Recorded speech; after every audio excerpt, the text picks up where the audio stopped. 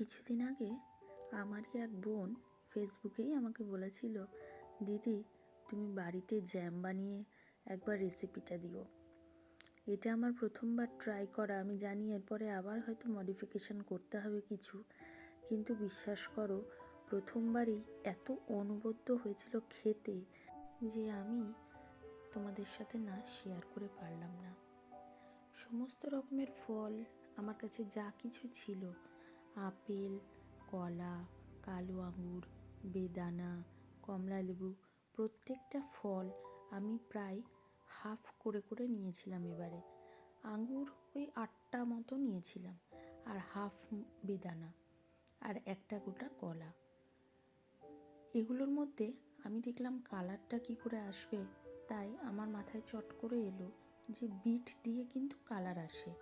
তাই একটা বিটের খোসা ছাড়িয়ে হাফ মতো নিয়ে নিয়েছিলাম, আর বিটটা আমি আপেলের সঙ্গে প্রেসার কুকারে সিটি দিয়ে দিয়েছিলাম। এটা হয়তো বা ইউটিউবে আমি কোথাও দেখেছিলাম, এখন আর মনে পড়ছিল না।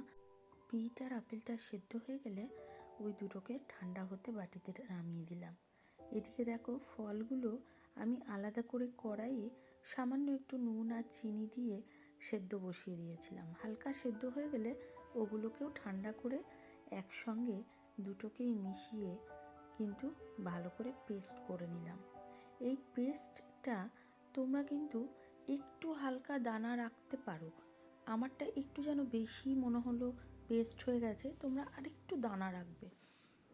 এরপর এই পেস্টটাতে আমি আন্দাজ মতোই কিন্তু এবারে 2 কাপ চিনি দিয়েছিলাম, কিন্তু আমি দেখলাম চিনির পরিমাণটা কিন্তু আমার খুব সুন্দর অ্যাডজাস্ট করে গিয়েছিল।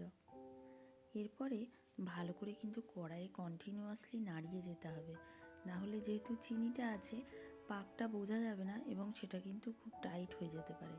তাই বারবার নাড়িয়ে নিতে নিতে আমি একটু ফুটতে দিলাম। ওই সময়তে একটা পাতিলেবুর হাফ মতো কেটে নিলাম।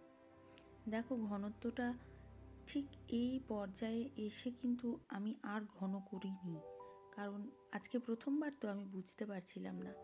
এবারে পাতিলেবুটা ভালো করে চিপে ওপর থেকে রসটা দিয়ে দিলাম।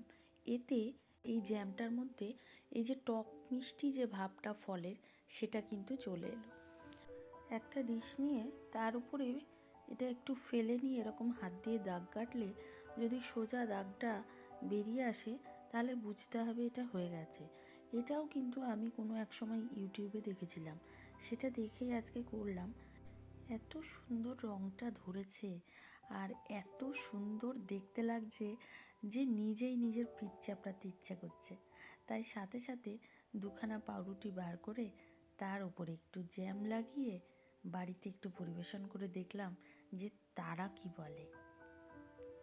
আর যখন বাড়ির সবার কাছ থেকে এই কমপ্লিমেন্টটা পাওয়া যায়, তখন এই 3 ঘন্টা ধরে রান্নার জোগাড় এবং রান্না করার পরে এই যে 5 মিনিটে খাওয়া শেষ, সেটা যেন উসুল হয়ে যায়। আর বাড়ির সবার এই কমপ্লিমেন্টে নতুন নতুন এরকম ট্রাই করার ইচ্ছাটাও জেগে ওঠে। রেসিপিটা ভালো লাগলে অবশ্যই একটা লাইক ও শেয়ার করে দিয়েন। নিজেরাও বাড়িতে অবশ্যই ট্রাই করবেন আর আমাকে জানাবেন কেমন লাগলো। দেখা হবে পরের ভিডিওতে।